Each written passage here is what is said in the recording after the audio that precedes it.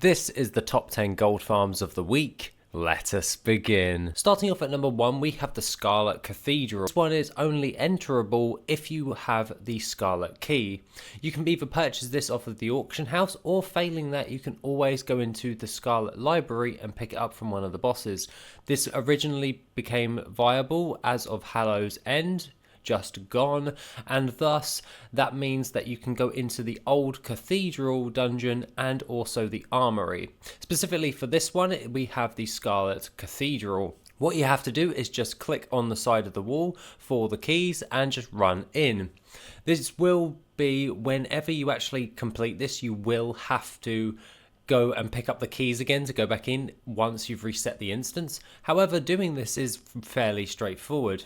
Back in the day, you can just gather up all of the mobs in the actual dungeon and not lose aggro. I remember doing this on my paladin quite a lot.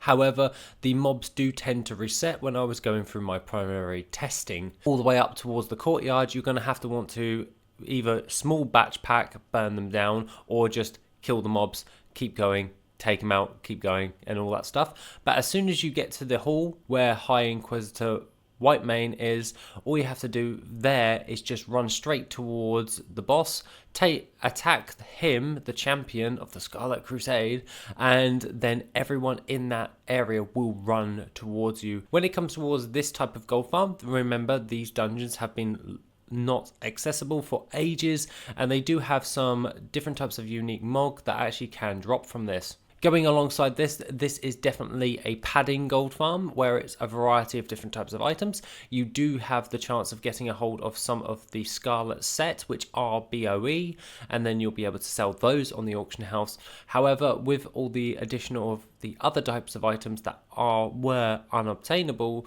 this means that you can then sell those on the auction house, and then you can pull in a decent amount of gold. Overall, this is definitely a lot better when it comes towards farming, as it's very straightforward. It's not like the library and also the monastery. Those ones are a little bit tedious after a little while. The cathedral is very straightforward, very simple. It's just 2 entry rooms and you just get them done, and it's really that dead simple in order to do. Very easy, if I do say so myself. Following on to that, at number 2, we have the Tome of Polymorph Polar Bear Cub.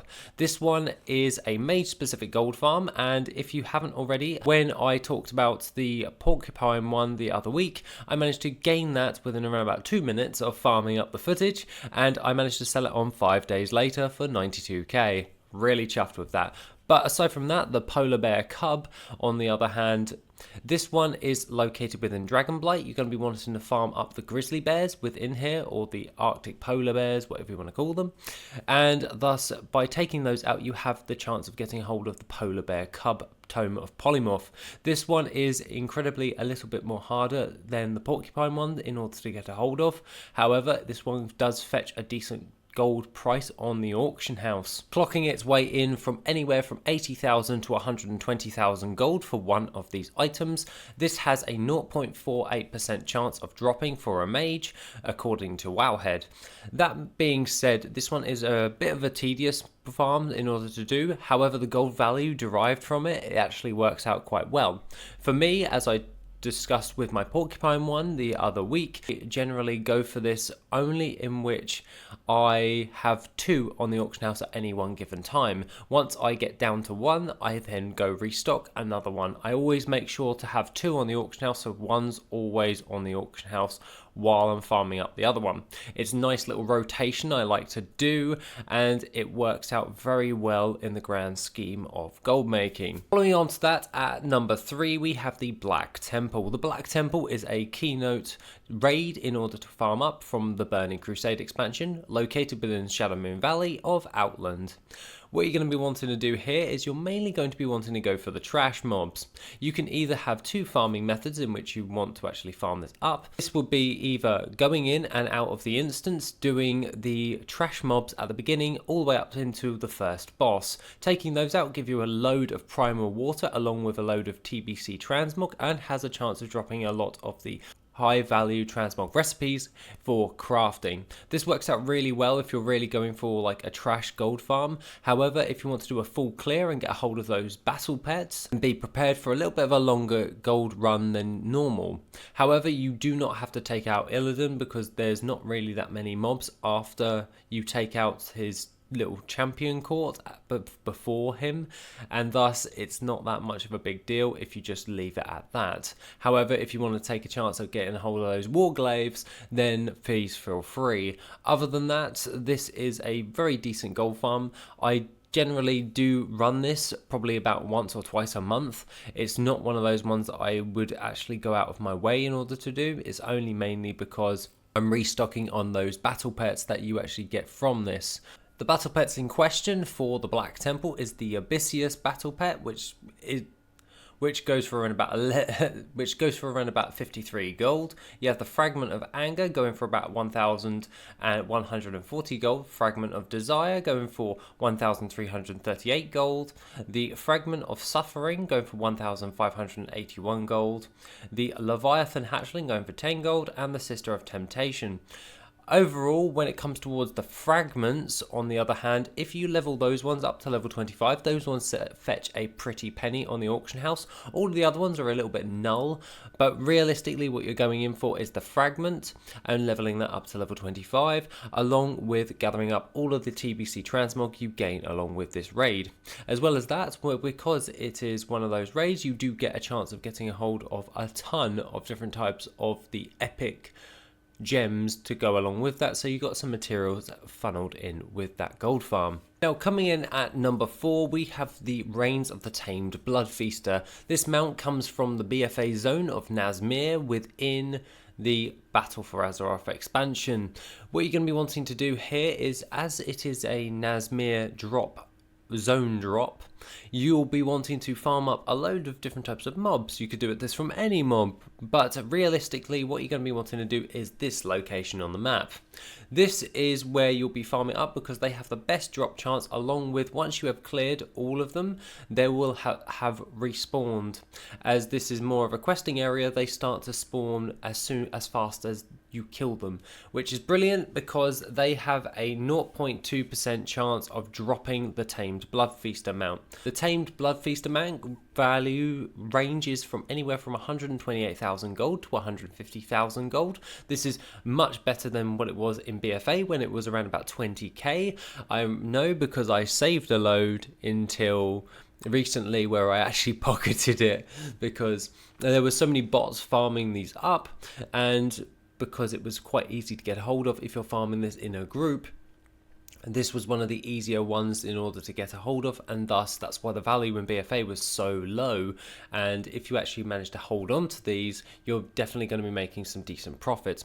As of now, if you're farming this up, it's highly recommended doing it in a 2x4 or 5-man group. However, if you do it that way, then be noted for this that the drop chance is quite low. However, the faster the mobs are slain, the faster you will get that mount. It's very hard to get a lot of the BFA mounts that are zone wide. However, by doing this on a force respawn gold farm, along with doing it in a group to increase kills, this will greatly increase the amount that you're actually taking out and looting, and thus giving you more opportunities, more chances of getting hold of this mount in a faster time frame. And as such, it just works really well if you're going to try and get a hold of a decent chunk for gold for yourself. Following on to that, at number 5, we have the Shadowfang Keep. Now, Shadowfang Keep is a very decent gold farm in order to do. It's primarily really easy. What I generally like to do is I like to take them all the way up to the top of the walls, take out all of the mobs, burn them down, jump out through the instance again, and then just go in and out like that. It's really easy, and I'm able to do this within about 23 minutes, depending on how lazy I am or how casually I'm farming it up. Along with that, it's very easy to hit lockout with all of this.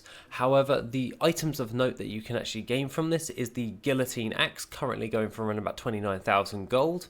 The Witching Stave, 40,000 gold. The Face Smasher, which is going for around about 10,598 gold. The Night Reaver, going for around about 25,000 gold. And the Black Malice, which is the most common of the items in my experience, as I've gained so many of this one, it's just laughable, going for around about 6,150 gold. On the other hand, the major keynote item is of course the Shadow Fang. This is a very low drop chance item. However, if you're going for this, then you're going to be wanting to put on a lot of runs into Shadow Fang. It currently is selling for around about 318,297 gold and is definitely a very prized pick item if you're going to farm this up. This is basically a WoW token in an item, and as such its drop chance is very low, hence why of such a high gold markup for this.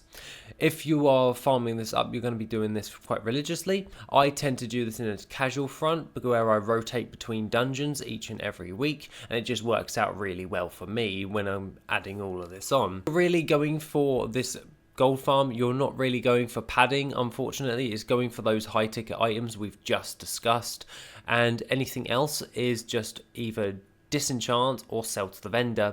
All the other different types of recipes can be sold on the auction house for a pretty penny, and as such you can also gain quite a wide variety of different types of materials. They don't necessarily go for an awful lot of gold as it's a low level dungeon, however you do get some materials, and that needs to be noted at the exact same time. Now, coming in at number 6, we have an oldie but a goodie. This is the Stone Guardian gold farm, and what you're going to be wanting to do for this particular gold farm is farming up the Stone Guardians within Ongoro Crater. They have a 22% chance of dropping an item called the Guardian Stone.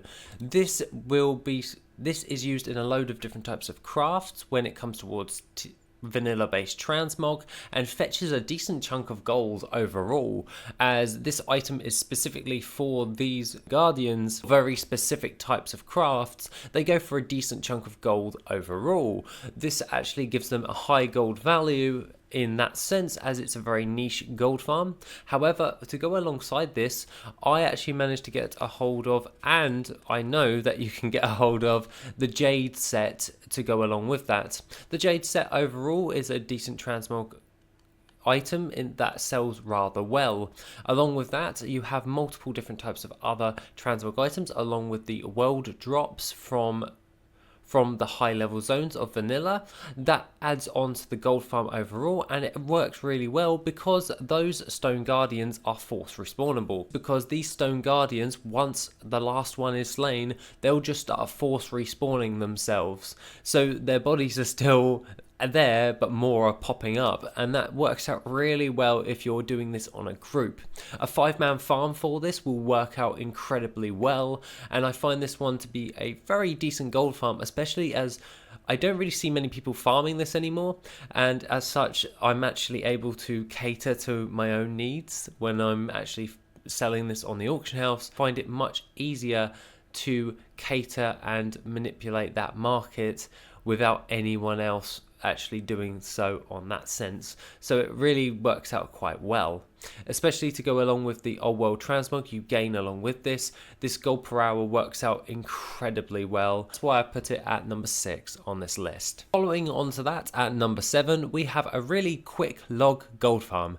This is called the Aqua Strider Battle Pet. Located in the zone of the Dread Wastes, the rare elite Nolash Verdantis actually has a drop chance of 8.8% for the Aqua Strider Battle Pet. This Aqua Strider alone is a very nice little battle pet to get a hold of, as the drop chance is very close to like 10%, and it just works out really well, especially as a quick log gold farm if you just don't have that much time and you just need to quickly log on, see if the rare's up, take him out, and then just log off of your ult and go do whatever you else are going to be doing.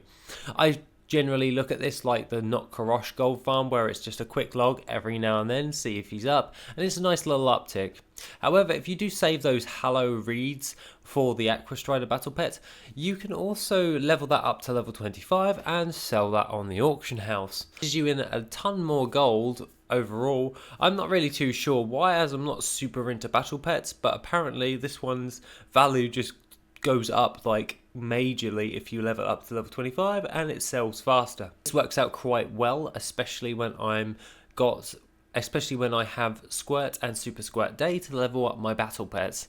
Overall, I find this to be a lot easier in order to do, and it just works out very well for me overall. And at number 8, we have the Sunwell Plateau. The Sunwell Plateau is a very simple gold farm. All you're going to be wanting to do is gather up all of the trash, up towards the first boss, burn it down, dreamwalk in, and out of the instance. Once you have done that, all you have to do is just keep rinse and repeat for 10 times. This will take you roughly around about 37 to 40 minutes, depending on how fast your character is. If you're running this on a speed set, you can definitely do this in a lot faster time. However, on average, it's roughly around about those values. Overall, for this gold farm, you have a chance of getting a hold of Robes of the Crimson Order, along with loads of different types of old world recipes which go for a stupidly high value.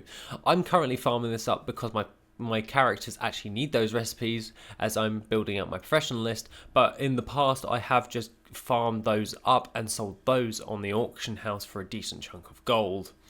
Overall, this gold farm has never ceased to disappoint me, especially if I want in some decent reliable gold and it is transmog, then I go for Sunwell. Sunwell just overall provides me with a load of different types of materials as well, and if you want to do a full clear and just go for the same lockout, I would run it like doing 9 trash gold farms, and then on your 10th run you do the full clear for the battle pets. The only other thing that I would mention towards this is the Sunblade Micro Defender from Brutalis. The Sunblade Micro Defender from Brutalis tends to go for a little bit more gold if you level up to level 25. As a side note, you can level this up through Squirt Day or Super Squirt Day, regardless. It goes for a lot more gold than you will have farmed it for. That's why I package a load of battle pets and wait until Squirt and Super Squirt Day, and then I just post them all on the auction house. It works out really well when it comes towards making gold, and overall I generally like to go for at least a couple of runs of Sunwell full clears each and every month. It just works out really well when it comes towards padding out my auction house. Stepping into number 9, we have the Dark Runes Gold Farm. This one is located within the Eastern Plaguelands on the map right now, and what you're going to be wanting to do is running around the entire little village slaying the Dark Summoners. Dark Summoners have a 12% chance of dropping the Dark Rune, which the Dark Rune tends to go for a decent chunk of gold on the auction house overall, and can average anywhere from around about 50 gold all the way up towards 274 gold. This works out really well. At the time of this recording, the Dark Rune is currently going for around about 154 gold on EU and 274 on US. This makes it a very valuable gold farm as it's used in a lot of old world crafts and generally sells rather fast in my experience. So you can get a hold of these and just sell them straight away, and because of the auction house merge for materials, it just tends to sell super fast, and that is exactly what we want. We want to get a high gold value, sell it almost immediately, easy gold in our bags. Other than that, let's go on to our last gold farm at number 10, which is the Black Tabby Cat. Located within Hillsbrad Foothills, you'll be wanting to go to this knoll encampment over here. This is because these mobs force respawn by the time you actually take them out. I highly recommend farming this on a 5 or a 5-man group in order to actually gain the Black Tabby Cat faster. They do have a wide variety of different types of other recipes that actually can drop from these guys. The other general transmog items aren't really worth a great deal unless you get a rare BOE or epic. However, if you do get some of those recipes, they do tend to sell, as the enchanting ones overall on their loot table works out really well for gaining some high gold value from that. as well as a chance of getting a hold of the Black Tabby Cat, you're definitely going to spend a decent chunk of time farming this up, but by doing this in a 5-man farm and just force respawning all of these mobs, you'll be able to get more loot faster and get a chance of getting that Black Tabby Cat to sell on the auction house. This gold farm works out really well, and I've done this in the past, and I found this one to be quite an enjoyable one, to be quite honest, because they're so compact. You only need a couple of people just farming this all up. Other than that, that is everything I have to say for the 10 best gold farms of the week. Have an awesome rest of the day, and if you want to check out any other additional types of gold making resources or video content, then please feel free to go over towards the Patreon, where you can also have access to my TSM profile as well. Other than that, take it easy, and I shall see you in the next video, which will be soon.